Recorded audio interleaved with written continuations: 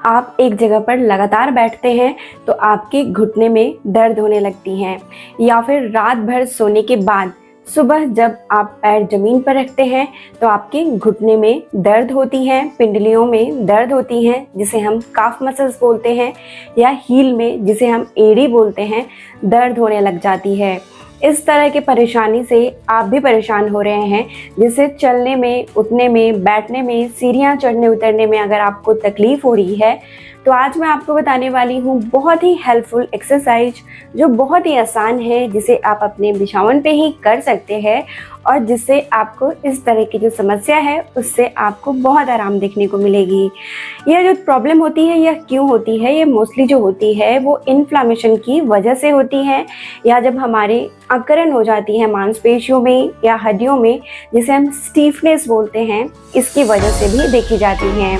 Hello everyone, मेरा नाम प्रीति देव है। मैं एक सर्टिफाइड न्यूट्रिशनिस्ट फूड टेक्नोलॉजिस्ट, आप सभी की हेल्थ ट्रेनर हूँ।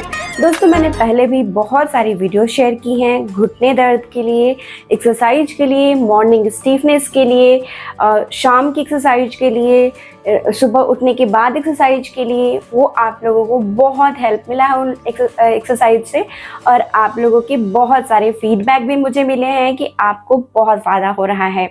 उसी प्रकार से यह ध्यान में रखते हुए, आपके मैसेज का ध्यान में रखते हुए, आपके कमेंट्स को पढ़ते हुए आज की यह वीडियो लेकर आ रही हूँ। आई होप आज की वीडियो आप लोगों को बहुत हेल्प करने वाली है, खासकर उन लोगों को जो लोगों को दर्द रहता है, पैर में, घुटने में सूजन रहता है और वह सोच रहे हैं कि घुटने का ऑपरेशन करा ले। तो आज जो मैं तरीका बता रही हूँ उसे ज़रूर से करके देखिए, आपको ज़रूर से मदद मिलेगी। तो चलिए बिना समय व्यतीत किए हम वीडियो को शुरू करते हैं। इसके पहले थोड़ा सा समझ लेते हैं कि यह कैसे काम करेगा। हमारी जो जोड़ होती हैं यानी जॉइंट होती हैं वो दो हड्डियों से बनती हैं, और उनके बीच में साइनोवियल फ्लूइड यानी कि ग्रीस का होना बहुत आवश्यक होता है, जिससे हड्डियां आपस में फिसलती हैं और घर्षण नहीं होता है, घाव नहीं बनता है। लेकिन धीरे धीरे बहुत सारे कारणों की वजह से, खान पान में उलटफेर की वजह से, या फिर हमारे शरीर में किसी प्रकार के इन्फ्लामेशन हो जाने की वजह से वहाँ की जो साइनोवियल फ्लूइड होती है यानी कि जो चिकनाई होती हैं वो धीरे धीरे कम होने लग जाती हैं, और जिसकी वजह से इन्फ्लामेशन रग रन जोड़ों में देखने को मिलती है। और ख़ासकर हमारे पूरे शरीर का वजन हमारा घुटना संभालता है, तो घुटने में ये तकलीफ सबसे ज़्यादा देखने को मिलती है। तो चलिए वीडियो को शुरू करते हैं। उसके बाद मैं वीडियो के एंड में आपको बताऊंगी कुछ रेमेडी जो आपको अवश्य ही करनी चाहिए, जो आपके ग्रीस को बनाने में मदद करेगी। तो चलिए वीडियो को शुरू करते हैं। सबसे पहले हम अपने बिछावन पे आराम से बैठ जाएंगे, पीछे आराम से तकिया लगा ले और आराम से आपको टेक लगाकर बैठ जानी है। अपने हाथ को यहाँ पे रखें और एक्सरसाइज को शुरू करना है। इसमें मैं पूरी कंप्लीट एक्सरसाइज बता रही हूँ, तो ये वीडियो को देखकर आप इसे रोज़ ही फॉलो करें, जिससे आपको इस तरह के स्टिफनेस से काफ़ी आराम देखने को मिलेगा। तो इसमें सबसे पहले एक्सरसाइज में हम अपने जो हैं वो हील का और काफ का दोनों का एक साथ एक्सरसाइज करेंगे, यानी कि पिंडलियों के लिए और टांग के लिए। इसमें यह कैसे करनी है? इसमें अपनी उंगलियों को इस तरीके से मोड़ लेंगे। पहले उंगली को मोड़ लेना है और इसे बाहर की तरफ खींचना है। उंगलियों को मोड़ते हुए हम बाहर की तरफ खींचेंगे। इससे हमारे पूरे ही पैर में नसें जो हैं वो एक्टिव होनी शुरू हो जाती हैं और ब्लड का सर्कुलेशन होता है। 1 2 3 4 5 5 सेकेंड के लिए रखें इस प्रकार से, और धीरे धीरे धीरे इसको सीधा करें, उंगलियों को सीधा कर ले। अब वापस से फिर से हम अपने उंगलियों को बंद करेंगे और इसे बाहर की तरफ मोड़ेंगे 1 2 3 4 5 सेकेंड्स के लिए, और फिर से हम अपनी उंगलियों को सीधा करेंगे और खोल लेंगे। फिर से अपनी उंगलियों को मोड़ लें और टांग को बाहर की तरफ खींच के रखें 1 2 3 4 5 सेकेंड्स के लिए, और फिर से हमें इसे सीधा कर देना है। ये वाली एक्सरसाइज को 5 बार, यानी 5 बार आप इसे करना है। अब चलते हैं वापस से, हम दूसरे तरीके से इसे समझते हैं। फिर से अपनी उंगलियों को ऐसे पूरा फैलाकर खोल लेंगे, जितना आपसे खुलती है खोले। ध्यान से देखिए, हमने उंगलियों को फैलाकर खोला है और इसे अपने अंदर की तरफ खींचेंगे 1 2 3 4 5 सेकेंड्स, और वापस से रिलीज, और वापस से उंगलियों को जैसा है वैसे नॉर्मल छोड़ देना है। फिर से उंगलियों को ऐसे खोल लेनी है, पूरी उंगलियों को खोले जितने खोल सकते हैं, मैं अपने हाथ में भी दिखा रही हूँ, और इसे अपनी तरफ खींचे 1 2 3 4 5 सेकेंड्स। अगर आपके हाथ में भी इस तरह की क्रैम्प्स होते हैं तो इसे हाथ में भी करें, और फिर धीरे धीरे से रिलीज करें और नॉर्मल। ठीक है, फिर से आप जैसे हैं वैसे रखें। फिर से अपने पैर की उंगलियों को, हाथ को उंगलियों को खोले 1 2 अपनी तरफ खींचे 1 2 3 4 5 सेकेंड्स, और वापस से इसे नॉर्मल। इसे आप बहुत आसानी से अपने बिछावन पे बैठे बैठे एक्सरसाइज को कर सकते हैं। इसे भी आपको 5 बार कर लेनी है। आप चलते हैं एक्सरसाइज नंबर 2 पे। इसमें हमें क्या करना है, ये हमारे हिप के लिए है। खासकर हमारे कमर में भी जॉइंट होता है, हड्डियां जुड़ी होती हैं, 2 हड्डियां होती हैं, जिससे वहाँ पे भी इन्फ्लामेशन जब देखने को मिलता है तो उसकी वजह से घुटने से भी दर्द होती हैं, पूरी टांग में वो दर्द जाती हैं, और हमारी टांग जो हैं वो सूजन भी देखने को मिलता है। तो हिप मसल्स को भी, यानी कि यहाँ के मसल्स को भी मजबूत करना बहुत आवश्यक होता है। तो इसके लिए हम कैसे एक्सरसाइज करेंगे, हिप को एब्डक्ट करेंगे, यानी कि इन दोनों को कॉन्ट्रैक्ट करेंगे, इस तरह से अंदर की तरफ ऐसे दबाएंगे। जैसे मैं हाथ से इसे दबा के दिखा रही हूँ, इस तरह से इसे खुद से दबाने की कोशिश करें, दोनों पैर को चिपकाएं 1 2 3 4 5 सेकेंड्स, फिर वापस से छोड़ दें। वापस से इसे दोनों को एक तरफ से हम दबाएंगे 1 2 3 4 5 सेकेंड्स के लिए, और वापस से इसे छोड़ देना है। इस तरीके से वापस से हम इसे दबाएंगे 1 2 3 4 5 सेकेंड्स के लिए, और वापस से इसे छोड़ देना है। फिर से हम इसे दबाएंगे 1 2 3 4 5 सेकेंड्स के लिए, और वापस से इसे छोड़ देना है। इस वाले एक्सरसाइज को भी कम से कम 5 बार यानी 5 टाइम्स आपको कर लेनी है। इससे हमारे यहाँ की मांसपेशियाँ मजबूत होती हैं, कमर में भी दर्द में आराम देखने को मिलता है। अब चलते हैं एक्सरसाइज नंबर 3 पे। इसमें हमें कैसे करना है, इसमें हमें अपनी एक टांग को सीधा रखना है, दूसरी टांग को हल्का सा ऊपर उठानी है, बहुत हल्का ऊपर उठानी है, और इसे सीधा ही रखना, अंगूठे को ऊपर की तरफ रखना है, और इसे हल्का इधर लाना है।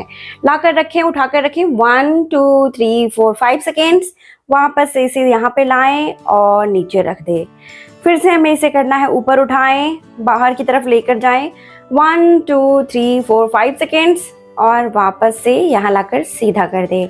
इससे आपके अगर घुटने टेढ़े होते जा रहे हैं उसमें भी आराम देखने को मिलता है। इसे रोज करेंगे तो आपके घुटने ज़्यादा टेढ़े नहीं होंगे। अब देखिए, ऊपर करिए, फिर इधर लेकर जाएं बाहर की तरफ 1 2 3 4 5 सेकेंड्स, और वापस से लाके यहाँ रख दे। फिर से इसे ऊपर उठाइए, फिर इधर लेकर जाइए 1 2 3 4 5 सेकेंड्स, और यहाँ पे लाके रख दीजिए। पूरे पैर की मांसपेशियों में स्ट्रेंथनिंग आती है। मांसपेशियों को भी मजबूती करना बहुत आवश्यक होता है, तभी वो हड्डियों को सपोर्ट करती हैं। इसीलिए आपको प्रोटीन रिच डाइट खाने को सजेस्ट किया जाता है।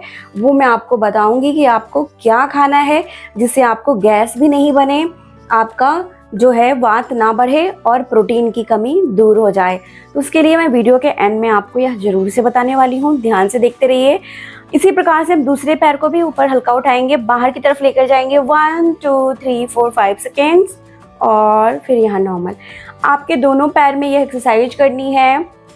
प्रॉब्लम एक पैर में है, तभी भी आपको दोनों ही पैर में एक्सरसाइज कर लेनी है, ताकि आपको आगे चलकर और परेशानी ना हो। ठीक है, आप चलते हैं एक्सरसाइज नंबर 4। एक्सरसाइज नंबर 4 बहुत आसान है। इसमें आपको आराम से बैठे रहना है, और अपनी एक पैर को इस तरीके से मोड़ना है और अपनी तरफ लाना है। यहाँ पर लाके रखें 1 2 3 4 5 सेकेंड, और फिर खींचते हुए फिर से सीधा कर लेना है।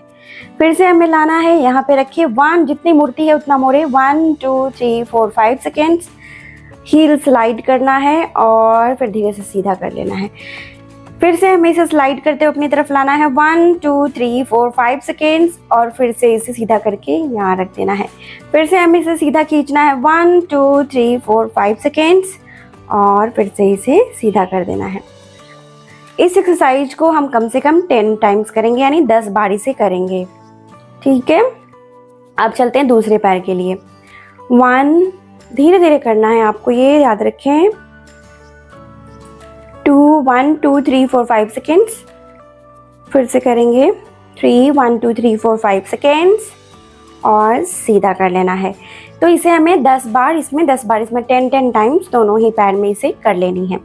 अब चलते हैं एक्सरसाइज नंबर इसके पार्ट 2 पे, यानी कि 4th का पार्ट 2। अभी जो मैं बताया पार्ट 1 था। इसमें एक पैर को मोड़ेंगे और फिर दूसरे पैर को भी हम मोड़ेंगे और मोड़ के रखना है और वापस से। अगर आपके पैर इससे ज़्यादा नहीं मुड़ते हैं, क्योंकि बहुत सारे लोगों के जो हैं नौकनी की वजह से घुटने जाम हो जाते हैं, तो आपको अपने हाथ को यहाँ पे ना रखते हुए अंदर की तरफ थाइज के पास रखना है और हल्का सा अपनी तरफ खींचना है 1 2 3 4 5 सेकेंड्स के लिए और इसे छोड़ देना है। इस तरीके से हम अपने पैर की एक्सरसाइज करेंगे। फिर देखिए, इसे आप खुद से मोड़ने की कोशिश करें, फिर यहाँ पे हाथ लगाएं थाइज के पास, इसे अपनी तरफ खींचे, एक टांग को मोड़ के रखें जिससे आपकी कमर दर्द ना हो। 1 2 3 4 5 सेकेंड्स और वापस से इसे सीधा कर दें। इस वाले एक्सरसाइज को आपको 5 बार करनी है। 1 2 3 4 5 सेकेंड्स और सीधा, इसे 5 टाइम्स आपको कर लेनी है। ऐसा आपको दोनों ही पैरों में करना है। यहाँ पे खींचे 1 2 3 4 5 सेकेंड्स और छोड़ दे। हमें कभी भी ऊपर की तरफ से नहीं दबानी चाहिए, जिससे और ज़्यादा प्रॉब्लम बढ़ जाती है। इसीलिए मैं जांघ के पास से, थाइज के पास से दबाने के लिए सजेस्ट करती हूँ। ये सही तरीका होता है। ठीक है, आप चलते हैं, ये पार्ट बी हो गया 4 का। अब एक्सरसाइज नंबर आगे चलते हैं 5, यानी 5th नंबर एक्सरसाइज। हमने यहाँ पर मोटा सा रोल बनाया है। आप इस तरह का रोल घर में बनाकर तैयार कर सकते हैं। इसको बांध दीजिए, कंबल होंगे, ब्लैंकेट जिसे बोलते हैं, वो ले सकते हैं। ठीक है, घर में मोटा सा आपको रोल बनाना है। इतनी मोटी होनी चाहिए, जितना ज़्यादा आपके पैर में गैप होता है उतनी मोटी रोल बनानी है। पतला सा रोल बनाने से आपको फ़ायदा नहीं होगा, तो इसीलिए मोटा रोल बनाना है। तो देखिए, हमने इतना मोटा रोल बनाया है और इसे अपने घुटने के नीचे रख देंगे और एक पैर को सीधा रखेंगे। अब आपको क्या करनी है, देखिए ध्यान से, अपने पैर को ऊपर उठाना है और अपनी तरफ खींचना है 1 2 3 4 5 सेकेंड्स और वापस से इसे नीचे ले जाएं। फिर से आप करें, ऊपर उठाएं, अपनी तरफ खींचे 1 2 3 4 5 सेकेंड्स और फिर से नीचे कर दें। 2 टाइम्स हो गया, फिर से करते हैं 3 टाइम्स। 1 2 3 4 5 सेकेंड्स और वापस से नीचे। अब 4 टाइम्स, 1 2 3 4 5 सेकेंड्स और वापस से नीचे। ऐसा हमें दोनों ही पैर के लिए करना है। ठीक है, बारी बारी से करना है, एक बार में इसे नहीं करना दोनों पैर में। यहाँ पे हमने लगा दिया घुटने के नीचे, पैर को ऊपर उठाइए, टांग को अपनी तरफ खींचिए 1 2 3 4 5 सेकेंड्स और रिलीज। फिर से नीचे कर दीजिए, फिर से ऊपर उठाइए, अपनी तरफ खींचिए टांग को 1 2 3 4 5 सेकेंड्स और फिर वापस से रिलीज। अब चलते हैं, ऊपर उठाइए, अपनी तरफ खींचिए 1 2 3 4 5 सेकेंड्स, सीधा करिए और रिलीज। फिर से ऊपर उठाना है, अपनी तरफ खींचना है 1 2 3 4 5 सेकेंड्स और वापस से रिलीज। ये एक्सरसाइज आपको बहुत ज़्यादा मदद करती है, लेकिन आपको ध्यान रखना है कि अगर पैर में बहुत गैप है तो मोटा रोल बनाना आवश्यक है, तभी यह आपको काम करेगी। एक्सरसाइज नंबर 6, रोल को अपने घुटने के बीच में लगा दीजिए और इसे दोनों घुटने से दबाइए। 1 दबाइए, छोड़िए, 2 3 4 5 6 7 8 9 10। इसे आपको पूरे दिन प्रैक्टिस करना है, कम से कम 3 बार। बहुत ज़्यादा हेल्पफुल है एक्सरसाइज। अब हम अगली एक्सरसाइज पे चलते हैं, एक्सरसाइज नंबर 7। इसमें हम एक पैर को ऐसे ही रखेंगे, दूसरी टांग को यहाँ पे रखेंगे और अपने हील के पास, देख सकते हैं हील से थोड़ा पीछे, यहाँ पे इस रोल को रख देना है। और इसे रोल को रखने के बाद हम खुद से अपने थाइज को, ये घुटना है और ये हमारा थाइज है, इसे नीचे की तरफ इस तरीके से हम हल्का दबाएंगे। ज़्यादा दर्द हो तो हल्का दबाएं। 1 2 3 4 5 6 7 8 9 10। फिर से करें 1 2 3 4 5 6 7 8 9 10। इसी प्रकार से अब दूसरे टांग के लिए करना है, एक साथ दोनों पैर में नहीं करनी है। अगर आपको बहुत ज़्यादा कमर दर्द है तो एक टांग को मोड़ ले। 1 2 3 4 5 6 7 8 9 10। ठीक है, तो ये हो गया एक्सरसाइज। अब एक बहुत ही आसान एक्सरसाइज मैं आपको बताने वाली हूँ, एक्सरसाइज नंबर 8। इसमें आपको अपने एक पैर को मोड़ लें, दूसरे पैर को भी मोड़ लें, यहाँ पे हाथ लगाएं और इसे ऊपर उठाएं और इसे गोला गोला घुमाएं। 1 2 3 4 5 6 7 8 9 10। अब दूसरी तरफ से घुमाएं। 1 2 3 4 5 6 7 8 9 10। ठीक है, इसी प्रकार से दूसरे पैर में भी करें। 1 2 3 4 5 6 7 8 9 10। अब दूसरे पैर पे 1 2 3 4 5 6 7 8 9 10।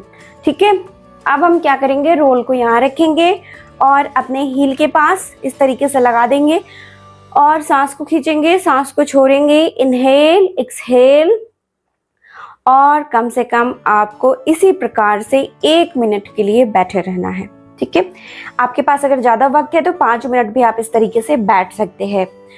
इससे आपको बहुत आराम मिलेगा, पैर की सूजन कम होगी, घुटने की इन्फ्लामेशन कम होंगे, दर्द में कमी देखने को मिलेगी, घुटने दोबारा से हील होने ठीक होने शुरू हो जाएंगे। अब इसी तरीके से बैठे हुए मैं आपको बता देती हूँ रेमेडीज आपको क्या क्या लेनी चाहिए। तो प्रोटीन का सेवन करना चाहिए, प्रोटीन लेनी चाहिए, लेकिन जो नॉन वेजिटेरियन लोग हैं वो प्रोटीन तो ले सकते हैं, उनके पास बहुत सारे ऑप्शन हैं, लेकिन जो वेजिटेरियंस हैं उनके पास बहुत कम ऑप्शंस होते हैं। तो मैं आपको बताती हूँ ऐसा प्रोटीन जो आपको गैस भी नहीं बनाए, आपको डायबिटीज़ है तो आप ले सकें, चीनी की अगर प्रॉब्लम रहती है, बढ़ जाती है शुगर, तो भी आप ले सकते हैं, आपके लिए बहुत हेल्पफुल है, फैट भी नहीं बढ़ाए।